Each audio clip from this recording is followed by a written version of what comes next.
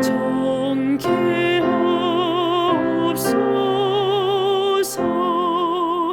십자가 십자가 무한 영광이세. 요단강을 건넌 후 무한 영광이세.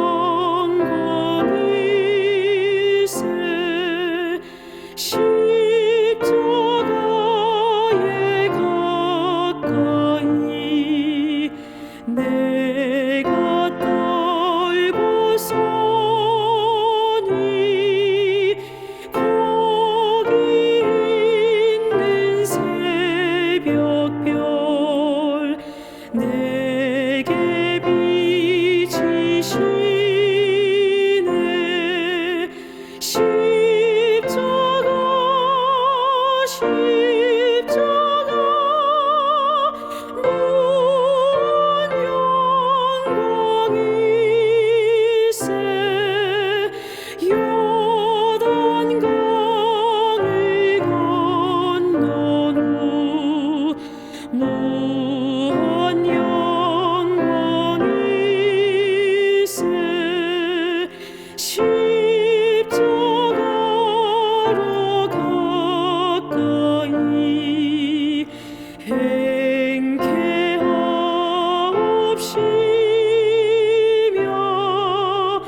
몸소 받은 고생도 알게 하옵소서. 십자가 십자가 무한 영광이세. 요단강을 건넌 후 무한 영광이세. 십자가에 가까이 의지하고 서서 계속 정복하도록 항상 머물겠네. 십자가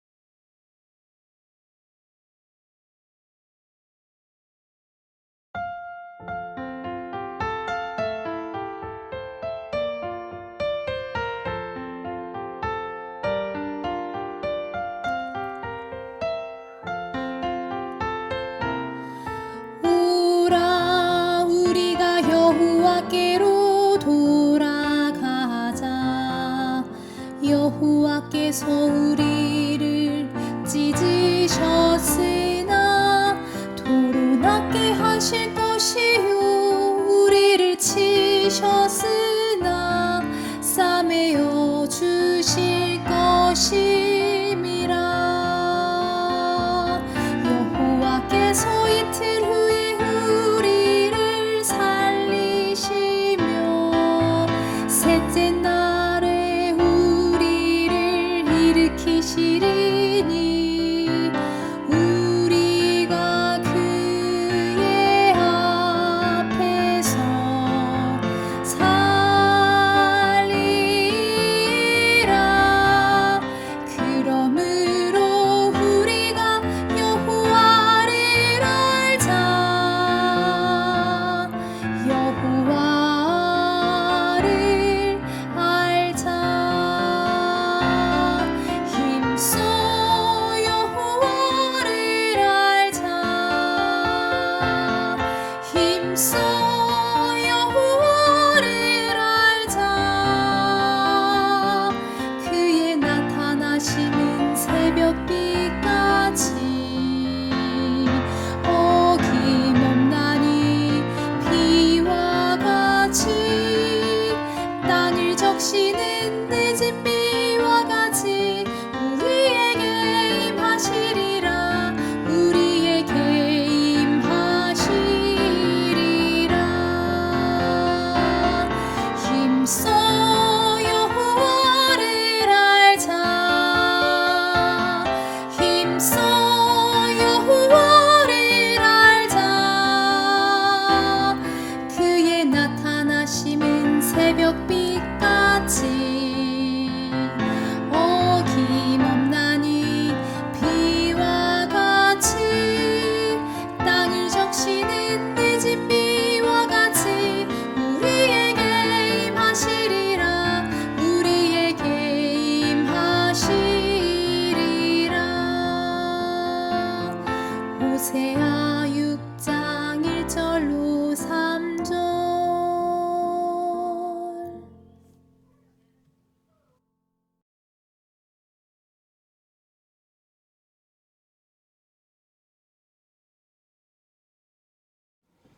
여러분 안녕하십니까? 우리 누가복음 두 번째 시간을 좀 살펴보도록 하겠습니다. 우리 지난 시간에 살펴본 여행의 진정한 발견은 새로운 풍경을 찾는 데 있지 않고 새로운 눈을 갖는 데 있다라고 하는 한 작가의 말을 좀 생각해 보면서 지난 첫 시간은 인자로 오신 예수님이라고 하는 관점, 눈을 가지고 누가복음을 좀 살펴보았습니다. 오늘 두 번째 시간은 누가복음 9장 51절에 기록된 예루살렘을 향하여라고 하는 이 키워드, 이 문구를 좀 생각해 보시면 좋겠습니다. 여러분, 예루살렘을 향하여 가신 예수님, 여러분 누가복음에는 예루살렘이라는 단어가 되게 많이 나와요. 여러분 복음서를 읽어보시면 마태, 마가, 누가, 요한 이 복음서에 보면 흐름이 있습니다. 시간의 흐름이 있고 공간의 흐름이 있어요. 시간의 흐름은 예수님께서 계속 한 시간을 맞춥니다. 그 시간이 언젠가 하면 AD 31년 봄이에요. 6월달. 그게 예수님이 맞추신 시간상 흐름이에요. 공간상 흐름도 있습니다. 그 공간상 흐름의 최종 목적지는 예루살렘입니다. 그러니까 이 시간의 흐름과 공간의 흐름이 똑같아요. 결국 AD 31년 봄 예루살렘에서 뭐 하시는 거예요? 십자가에 달려 돌아가시는 거예요. 그게 시간상, 공간상으로 계속 맞아 들어가는데 예루살렘을 향하여 가신 예수님. 이 누가복음 9장 51절, 52절에 보면 예수께서 승천하실 기약이 차감해 예루살렘을 향하여 올라가시기로 굳게 결심하시고 사자들을 앞서 보내시매. 그렇게 기록하는데 이 누가복음 9장 51절, 52절은 이 누가복음에 있어서 아주 중요한 전환점을 기록합니다. 그전에는 예루살렘에 계시지 않으셨습니다. 물론 다른 복음서에는 예수님이 왔다 갔다 하신 것을 기록하고 있는데 누가복음은 갈릴리에서 예루살렘으로 향하여 가는 여정과 예루살렘에서의 사역이 시간상으로 그렇게 쭉 일관되게 한 흐름으로 가고 있습니다. 왔다 갔다 하시는 내용이 누가복음에는 없어요. 아까 말씀드린 것처럼 누가는 그의 복음서에서 예루살렘이라는 단어를 대단히 많이 언급하는데 몇 번을 언급하는가 하면 31번을 언급합니다. 마태는 그의 복음서에 예루살렘이라는 단어를 13번 언급합니다. 마가는 10번을 해요. 요한은 12번을 합니다. 그러니까 마태, 마가, 누가가 예루살렘을 언급한 총 횟수가 35번이에요. 근데 누가가 언급한 횟수가 몇 번이냐면 31번이에요. 그러니까 세 복음서의 기자가 다 한 것만큼의 언급이 누가복음에는 나오고요. 사도행전에는 훨씬 더 많이 나옵니다. 사도행전은 거의 60번 가까이 나와요. 예루살렘이라는 단어가. 여기 보면 예루살렘으로 여행하시더니 예루살렘으로 가실 때에 예루살렘으로 올라가노니 예루살렘에 가까이 오셨고 예루살렘을 향하여 앞서서 가시더라. 여러분, 마태, 마가, 요한은 유대인이에요. 유대인이 예루살렘에 관심을 갖는 건 당연한 거예요. 근데 아까 말씀드렸잖아요. 누가는 누구였다고요? 누가는 헬라인이었습니다. 이방인이었어요. 이방인이었던 누가가 왜 그렇게 예루살렘에 대해서 관심을 가졌을까? 도대체 그것이 무엇이었을까? 한번 생각해 볼 필요가 있습니다. 저는 대학원에서 신학 공부를 할 때 1996년이었습니다. 향학하러 오신 우리 선배 목사님들과 우리 후배 목사님들 또 동기 대학원생들과 함께 이 성경의 땅 이스라엘을 한번 여행할 기회가 있었습니다. 여기 사진에서 보는 이곳은 웨스턴 월, 우리가 흔히 WW라고 하는 예루살렘 성의 서쪽 벽입니다. 흔히 우리로 알고 있는 사람들이 알고 있는 이름은 통곡의 벽입니다. 여기 가서 막 애통해하면서 거기 구멍구멍에다가 쪽지 같은 거 써서 막 넣으면서 어느 누군가가 한번 그 쪽지를 다 쓰고 와서 분석을 해봐야 돼. 도대체 이 사람들이 지금 무슨 기도를 드리나? 우리가 같으면 뭐예요? 자식 잘 되게 해달라, 뭐 남편 사업 잘 되게 해달라, 건강하게 해달라. 그런 내용 하나도 없었습니다. 왜 아직 메시아가 안 옵니까? 그런 내용이에요. 거기서 통곡하면서 기도하는, 그래서 통곡의 벽이라고 붙어있는. 여기는 유대인 외에도 이방인들도 들어갈 수 있지만 조건이 있습니다. 이방인이 들어가려면 반드시 키파라고 여기 조그만 모자를 쓰고 가야 돼요. 그래서 저희들도 이렇게 아까 가지고 나눠주는 거 하나씩 다 받아가지고 이렇게 붙여가지고 고무줄 튕기고 그렇게 들어갔어요. 그래서 사람들이 뭐 기도하나, 뭐 히브리 말은 못 알아들으니까. 하지만 되게 흥미있는 경험이었습니다. 그리고 예루살렘의 이곳저곳을 다니면서 성경적인 어떤 내용들을 떠올리면서 많은 감동을 받았습니다. 이 예루살렘, 이방인인 저에게는 대단히 감동적인 곳이었는데 도대체 이 누가에게 예루살렘, 여러분 예루살렘이라면 가장 중요한 곳이 어디였을까요? 보통 성전이라고 생각하잖아요. 그죠? 물론 성전도 있지만 누가의 관심은 갈보리였습니다. 이 예루살렘이 갖는 이중적인 면이 있습니다. 긍정적인 면이 있어요. 성경에 보면 이사야서 같은 데 보면은 여호와의 말씀이 예루살렘에서부터 나올 것이다. 이사야 9장 6절에 보면 내가 또 너를 이방의 빛으로 삼아서 구원을 땅끝까지 베풀겠다. 그러니까 이 예루살렘이 뭐예요? 하나님께서 계획하시는 출발점, 뭔가 이방의 빛이 되고 하나님의 말씀이 퍼져나가는 그런 긍정적인 면으로서의 면이 있어요. 그러니까 이 유대인들은 자부심이 대단하죠. 근데 이 예루살렘에 부정적인 면이 있습니다. 성경에 보면. 누가복음 13장 34절에 보면 누가가 직접 표현해놨습니다. 예루살렘아 예루살렘아 선지자들을 죽이고 내게 파송된 자들을 돌로 치는 자여. 암탉이 그 새끼를 모은 것 같이 그렇게 했는데 내가 너희를 모으려고 했는데 너희가 원하지 않았다. 그러면서 마침내 뭐예요? 누가복음 21장 24절에 보면 예루살렘은 이방인의 때가 차기까지 이방인들에게 밟히리라. 결국 여호와의 율법이 나가서 이방에 뭐예요? 찬란한 빛으로 비춰져야 할 이 예루살렘이 비참하게 로마 군대에 의해서 멸망하겠다는 것입니다. 그런 긍정적인 면과 부정적인 면이 다 같이 연이되어 있습니다. 누가는 어디에 초점을 맞추었을까?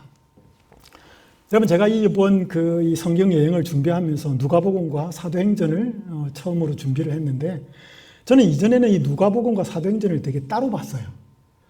근데 이 두 개를 같이 준비하면서 같이 읽으니까 이거는 따로 된 책이라기보다는 한 책이에요. 한 책의 전편이고 후편이에요. 그리고 예루살렘은 누가복음에서 이야기가 끝나지 않고 예루살렘이라는 아주 중요한 곳이 사도행전에서 엄청나게 중요한 역할을 합니다. 그래서 이 누가복음이 예루살렘으로 향하신 예수님의 이야기라면 사도행전은 성령에 의해서 거듭난 제자들이 복음을 땅끝까지 전하는 데 있어서 그 출발점이 예루살렘이라는 것입니다. 예루살렘을 향하여 가신 예수님, 예루살렘에서부터 출발한 성령의 능력을 가진 제자들의 땅끝까지 복음 전하는 이야기. 그러니까 이 누가복음과 사도행전이 한 패키지라는 것입니다. 거기에서 거기에서 예루살렘을 이해하면 예루살렘이 훨씬 더 이해가 쉽게 돼요. 그래서 누가는 복음서뿐 아니라 처음부터 성령의 능력으로 복음이 땅끝까지 전해지는 과정까지를 기록하려고 했던 것 같습니다.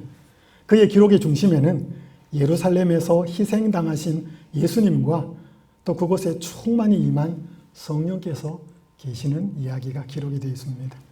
그래서 예루살렘을 향하여라고 하는 이 문구를 보시면서 여러분이 첫 번째 좀 기억하실 것은 예수님의 삶의 목적성과 방향성을 기억하시면 좋겠습니다. 여러분 나침판이잖아요.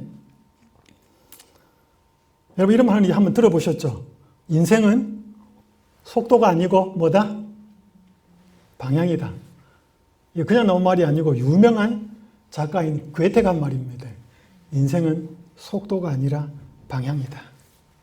여러분 예수님의 삶의 모습을 보고 예수님의 사역의 목적을 그걸 보면 방향성이 있고 목적이 있었는데 그걸 잘 표현해 주는 말이 뭐냐면 문구가 예루살렘을 향하여.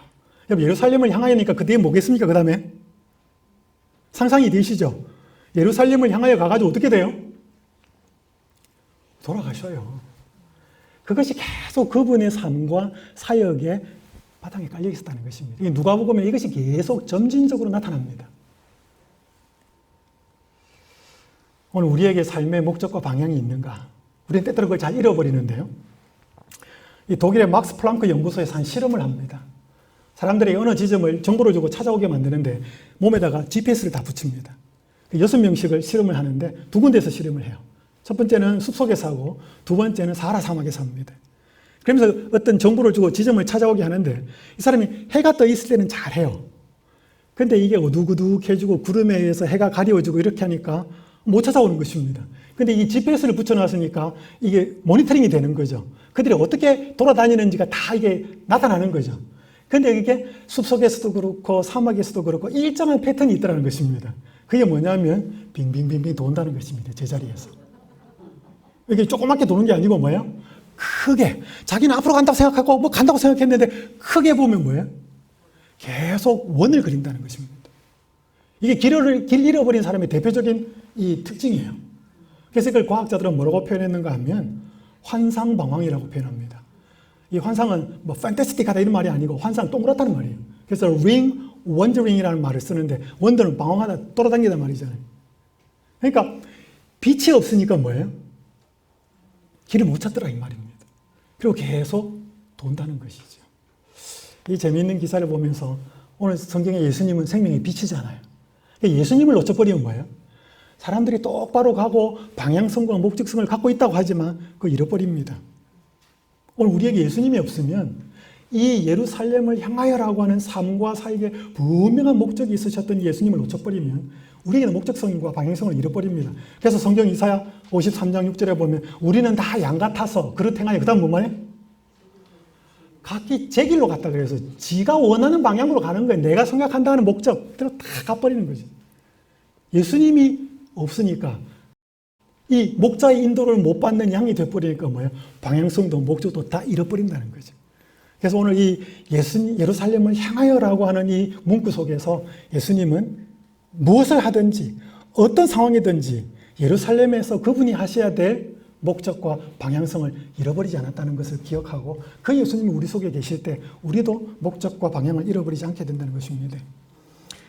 예수님이 예루살렘으로 올라갈 때 여러 번 말씀하십니다. 자기가 고난을 당하고 죽어야 될 거다. 근데 예수님의 생각과 제자들의 생각이 달라요. 예수님이 적어도 자기가 예루살렘에 올라가서 고난과 어려움을 당하고 죽을 거라는 이야기 3번을 합니다. 첫 번째 순환의 예고가 뭐예요? 이 어디서 하냐면 가이사랴 빌립보에서 해요. 두 번째는 어디서 하는가 하면 인자가 사람들의 손에 넘겨지리라. 그들이 말씀을 알지 못하니 제자 중에 누가 크냐. 예수님은 자꾸 자기가 가서 죽을 거라 그러는데 뭐예요? 제자들 사이의 이슈는 뭐예요? 누가 가장 크냐. 예수님 참 복장 터지죠. 이걸 언제 이야기하셨는가 하면 변화산 경험 이후에 하셨습니다. 세 번째로 순환 일을 또 해요. 이건 여리고성에 거의 가까워 왔을 때 누가복음 18장에서 그렇게 이야기해요. 적어도 예수님이 올라간다. 예루살렘으로 향하여 간다. 거기 가서 무슨 일이 있을 거다고 말을 해도 제자들은 들으면서 뭐예요? 도대체 이게 뭔 말이지? 제자들이 이것을 하나도 깨닫지 못하더라. 그렇게 못 깨달으니까 뭐예요? 이제 새 나라가 이루어질 건데 누가 제일 크냐? 그러니까 완전히 예수님의 생각과 제자들의 생각이 따로 노는 거죠. 그래서 예수님이 처음으로 예루살렘을 올라간다 그러고 사자들을 앞서 보냅니다. 그래서 이제 그때 사역을 어디에서 하셨는가 하면 갈릴리에서 하셨거든요. 갈릴리에서 예루살렘을 내려와야 되니까 이게 사마리아도 지나고 내려와야 되거든요. 사마리아 사람들이 예수님이 유대로 간다는 걸 알고 나서 뭐예요? 우리 사마리아 땅에 못 옵니다 이렇게 했습니다. 왜냐하면 그들이 사이가 안 좋았으니까. 그때 이 야고보와 요한이 듣고 있다가 뭐라 그래? 주여, 우리가 불을 명하여 하늘로부터 내려 저들을 멸하라 하기를 원하시나이까? 지금 예수님은 뭐하러 가시는데? 인간의 구원을 위해서 죽으러 가시는데 이 제자들은 자기하고 안 맞는 사람들 뭐예요? 죽이려고 합니다. 이렇게 달랐어요. 동상이몽. 여러분, 이 고양이하고 이 어린 아이가 이 물고기를 보면서 무슨 생각을 하고 있을까요?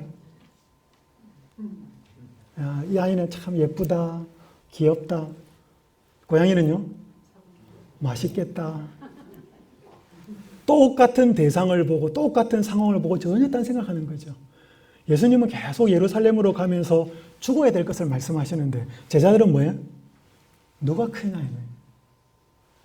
이게 누가복음에 혹은 사복음서에 계속 흐르고 있습니다. 여러분, 이렇게 가시면서 예수님이 아까 첫 시간에 인자로 오신 예수님은 소외된 사람들, 가난한 사람들, 여자, 아이들, 어떤 아웃사이더들을 돌보신 것을 말씀을 드렸지만 예수님은 결코 기득권층, 부자들을 무시하지 않습니다.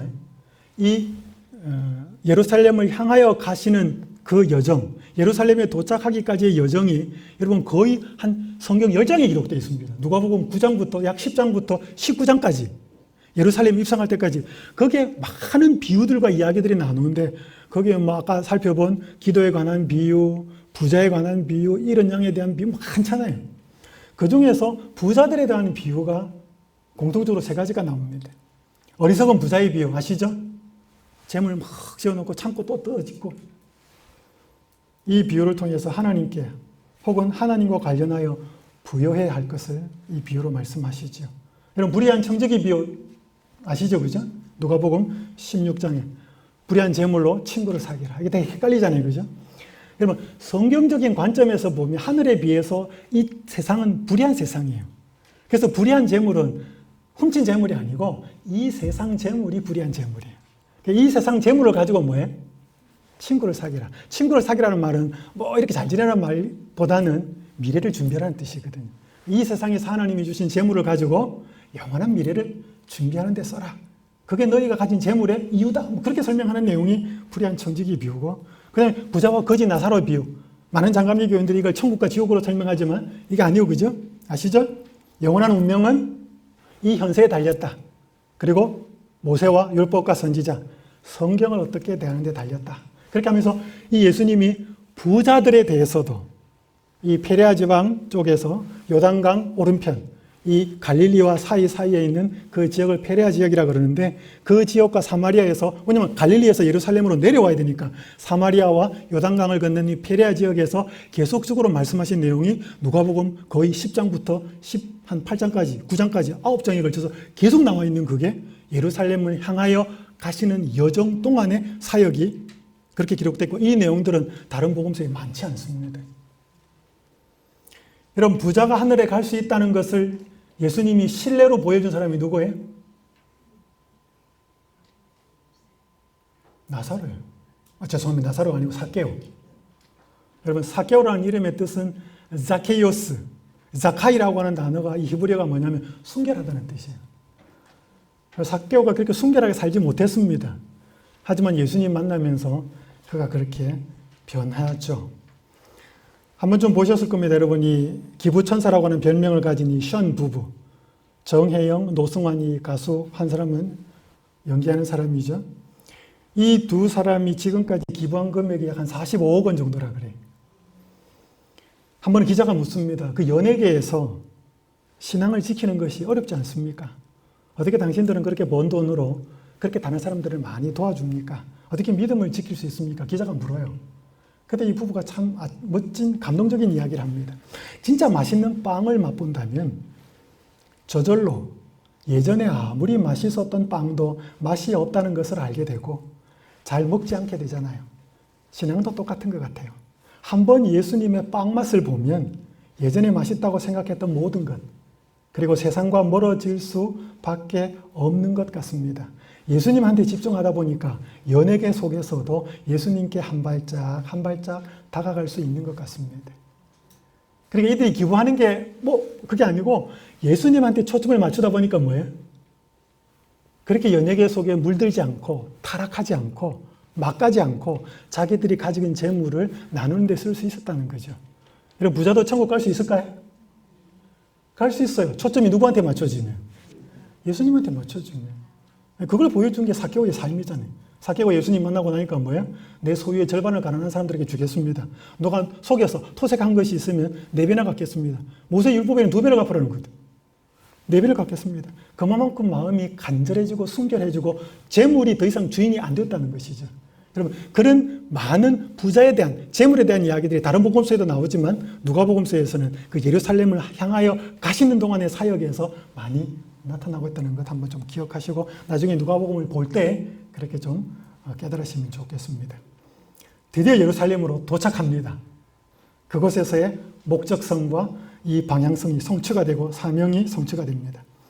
여기 누가복음 23장 28절, 아까 첫 번째 시간에 말씀드린 것처럼 예루살렘으로 가서 십자가로 올라가는 그 과정에서 예수님이 너무 치근하고 너무 안 되어서 눈물을 흘리던 그 여인들에게 한 말씀, 예루살렘의 딸들아, 나를 위하여 울지 말고 너희와 너희 자녀를 위하여 울라. 누가복음 23장 34절에 보면 아버지 저들을 사하여 주옵소서, 자기들이 하는 것을 알지 못함이니이다. 이건 언제 하신 말씀이에요? 데모스로 그 십자가에다가 뭐야? 자기를 못 박는 그 군병들을 위하여 대신 용서를 구하시는 말씀이었습니다. 누가복음 23장 43절, 내가 진실로 내게 이르노니 오늘 내가 나와 함께 낙원에 있으리라. 누가 하신 말씀이에요? 한평강도. 그러니까 예수님이 계속해서 뭐예요? 소외되고 제외되고 심지어 자기가 뭘 하는지도 모르는 모든 사람들의 그 구원을 위해서 계속 기도하시고 계속 권면하시고 인자로 오신 예수님이 예루살렘에까지 가서도 그걸 계속 하시는 모습입니다. 그리고 마침내 숨 거두시면서 아버지 내 영혼을 아버지 손에 부탁하나이다. 이게 마지막 말씀이에요. 여러분, 예수님이 가장 마지막 하신, 인간으로서 가장 마지막으로 하신 말씀, 공생애에서 그 말씀은 뭐예요? 기도였습니다. 아버지 내 영혼을 아버지 손에 부탁합니다.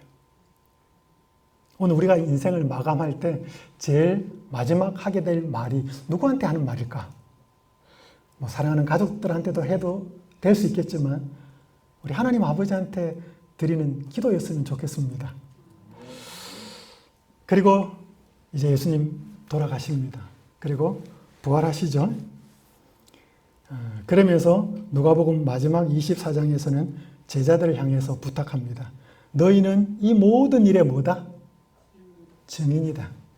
그리고 아버지께서 약속하신 것을 너희에게 보낼 건데 너희는 위로부터 능력으로 입혀올 때까지 이 성에 머물러라. 이 성이 어디예요?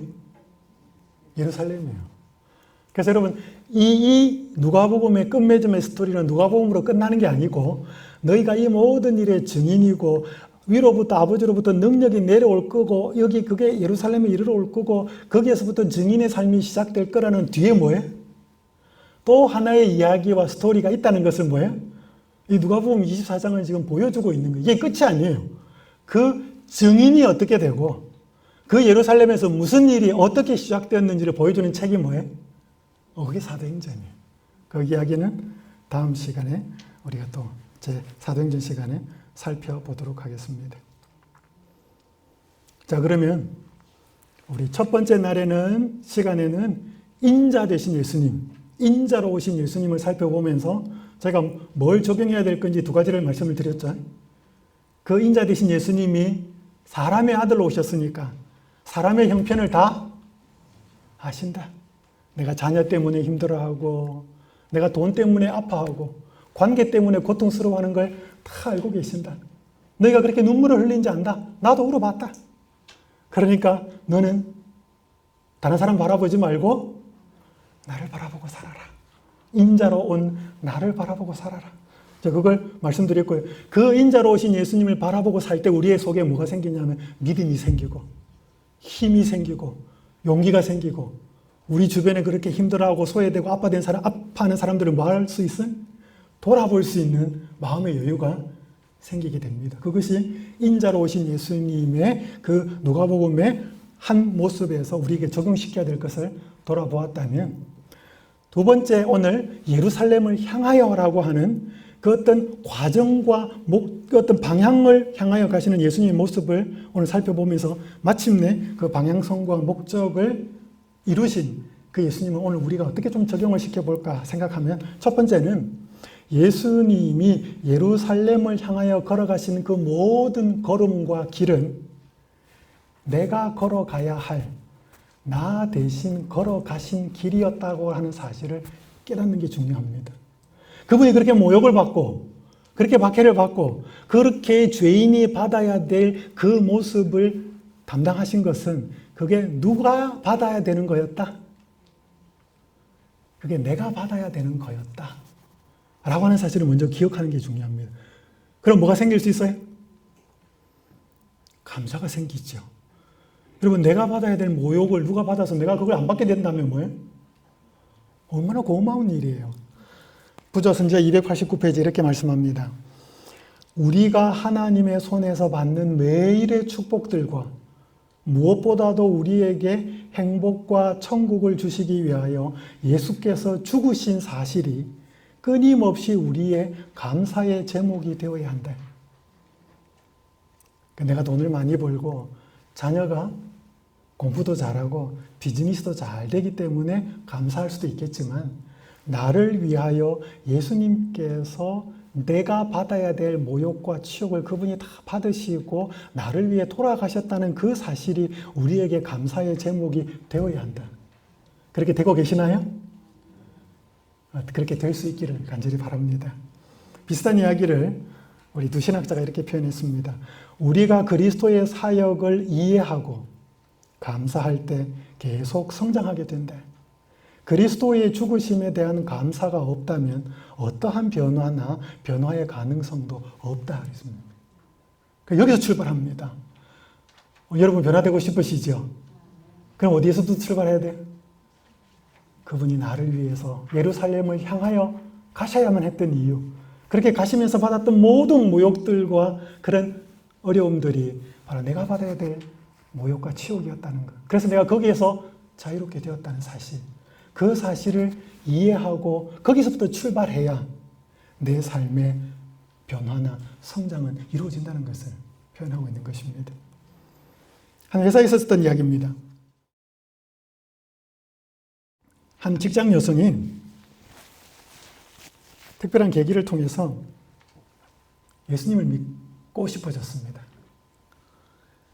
이 여성은 회사에서 큰 실수를 했어요. 경제적인 어떤 해를 회사에 끼쳤기 때문에 거의 해고를 당할 그런 실수였습니다. 그런데 그녀의 상사가 더 위에 보고를 하지 않고 자기가 그 실수를 다 뒤집어 쓴 거예요. 그러면서 회사에서 자기가 불이익을 당하는 거예요. 그러니까 이 밑에 있는 아가씨가 보니까 이해가 안 되죠. 한편으로 상사의 행동이 고마우면서도 이해가 안 됐습니다. 그래서 한 번은 조심스럽게 그 이유를 회사의 그 상사에게 묻습니다. 제가 이전에 회사에 있을 때는요, 제가 열심히 해서 뭔가 이렇게 성과를 만들어냈는데 그걸 상사가 가로채 가서 자기가 한 것처럼 그렇게 하는 내가 상사는 봤어도 제가 지금까지 직장 생활하면서 부하 직원이 잘못했는데 그 잘못을 자기가 대신 지고 어려움 당하고 있는 것은 우리 앞에 계신 분이 처음입니다. 도대체 이유가 뭡니까? 왜 그러십니까? 물어요. 이분이 대답을 안 해요. 그렇게 주저주저 하다가 한참 뜸을 들이다가 이분이 이렇게 말합니다. 나는 크리스천입니다.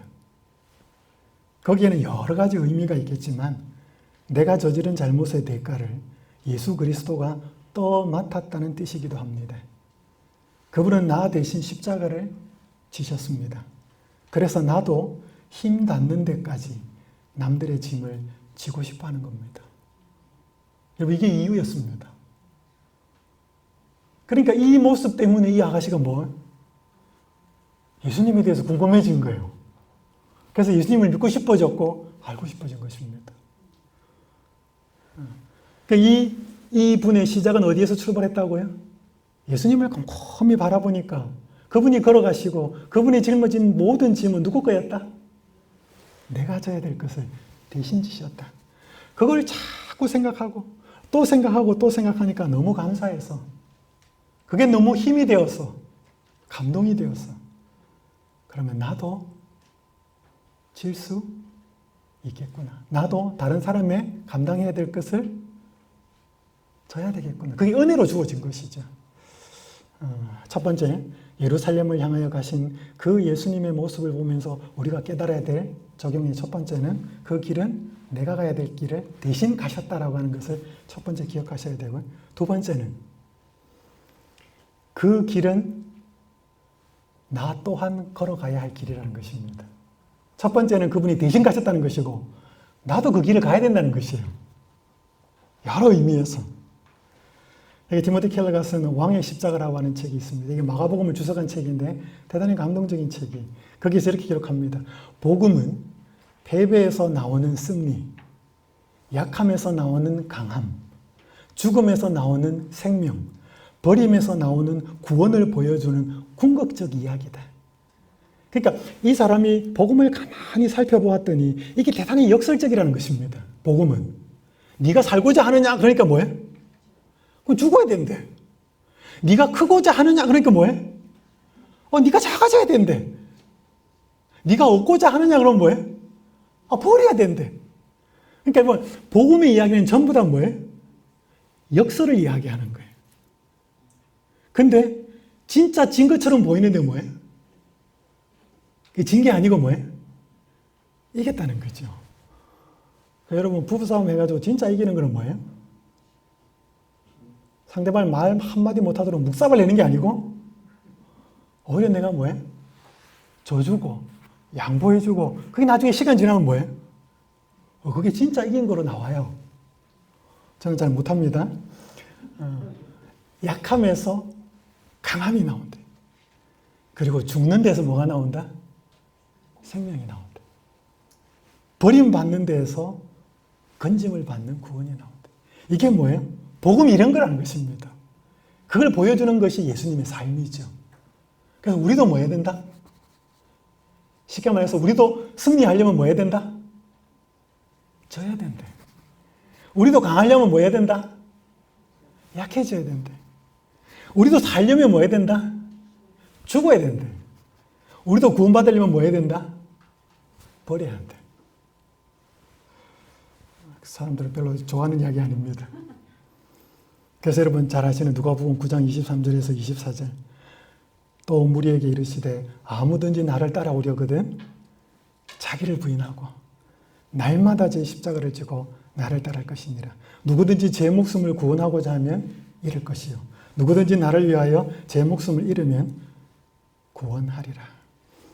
여러분, 이 누가복음 9장 23절 24절 아까 예수님이 제자들의 생각과 자기 생각이 좀 다르다 그랬는데 예수님이 자기가 인자가 예루살렘에 올라가서 고난을 당하고 죽어야 된다는 이야기 3번 했다 그랬잖아요. 그 첫 번째 했던 이야기에 이어서 나오는 이야기.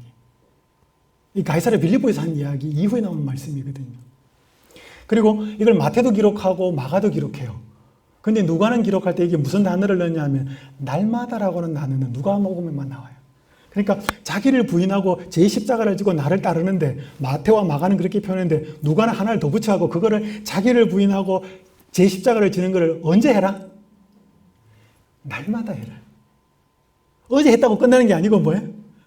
오늘도 해라. 바울의 표현대로 말하면 뭐예요? 나는 날마다 죽노라. 힘들어요. 죽는 게 쉬워요? 어려워요? 한 의사 중에 그 사람의 평생 그 임종, 마지막 가는 생애를 아주 많이 봐온 한 의사가 있었습니다. 근데 그 사람들이 어떤 사람들이 잠들 때는 참 평온하고 얼굴이 좀 그렇게 마지막 잠이 드는 사람이 있고 어떤 사람들은 막 얼굴이 너무 일그러지고 고통스럽게 죽는 사람들이 있더라는 것입니다. 그러니까 근데 그 사람들을 가만히 살펴보니까 그리스도인이라고 해서 다 평안히 잠드는 게 아니더라는 거죠. 근데 그 사람들의 삶, 죽음의 모습을 보면서 그들의 이 과거를 좀 이렇게 알고 보니까 하나의 많은 임상에 의해서 하나의 결론이 내려집니다. 그게 뭐냐 하면 여러분 죽는다는 것은 결국은 가진 걸 놓는다는 거거든요. 다 놓는 게 죽는 거잖아요, 이제. 그러니까 살아있을 때부터 이렇게 손에 쥔 것을 놓는 것을 잘 실천해온 사람들은 뭐예요? 마지막 시대, 마지막 끝에 와서도 뭐예요? 그 놓기가 쉽더라는 거지. 근데 계속 하면서 쥐고 끌어모으는 것만 관심 있었던 사람은 놓아본 적이 없거든요. 그러니까 그 사람들이 마지막에서는 그걸 다 모아야 돼. 한꺼번에 놔야 돼, 이제. 다 끌어쥐었으니까. 그 사람들은 마지막 모습이 뭐예요? 너무 힘들더라는 거지. 고통스럽더라는 거지. 근데 다 버리고 가진 거 아무것도 없는 사람은 뭐예요? 마지막 또 편하게 가더라는 거지. 그러면서 이분이 뭐라고 이야기하냐면 그 사람들이 죽는 모습은 마치 그리스도인이 사는 모습. 성경에서 왜 예수님께서 자기를 부인하고 날마다 부인하고 죽어야 된다고 말을 했는가 하면 그리스도인은 쥐인 것을 놓는 사람입니다. 그 자기 부인을 매일의 삶 속에서 하는 사람은 뭐예요? 나중에도 뭐예요? 놓기가 쉽다는 것입니다.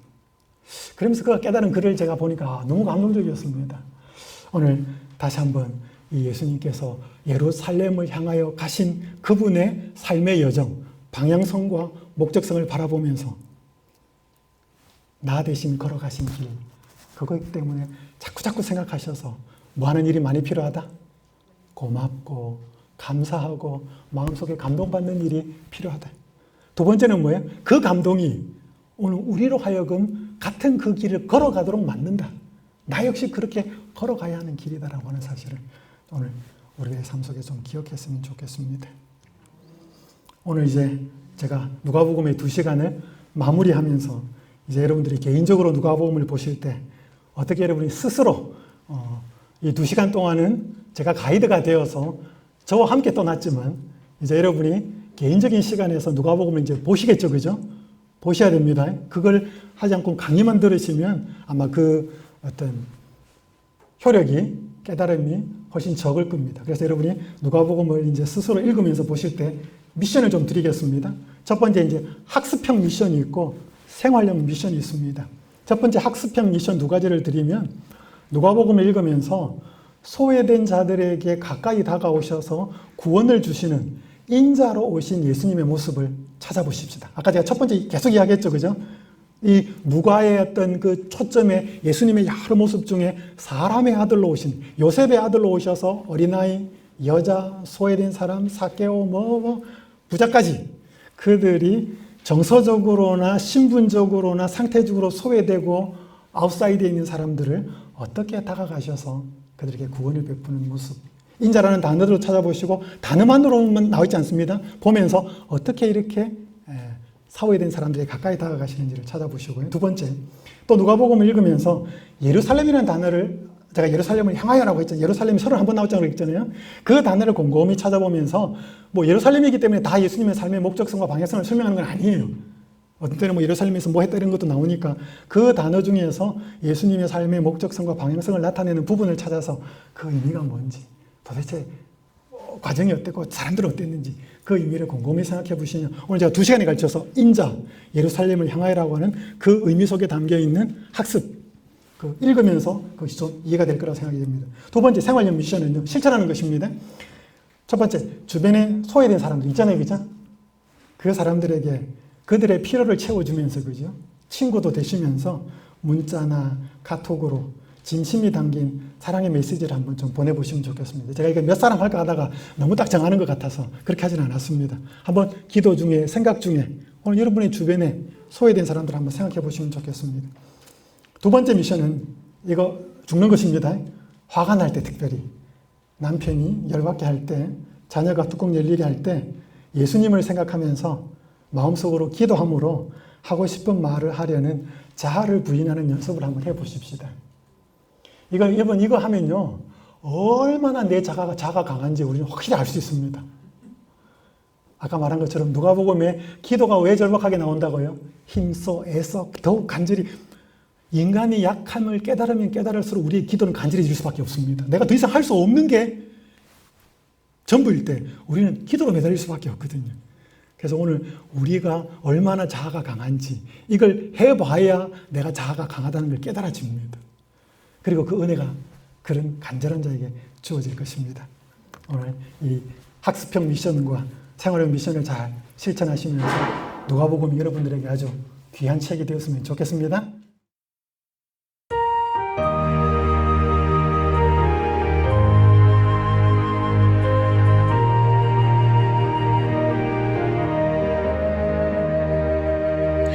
주 십자가를 바라봄으로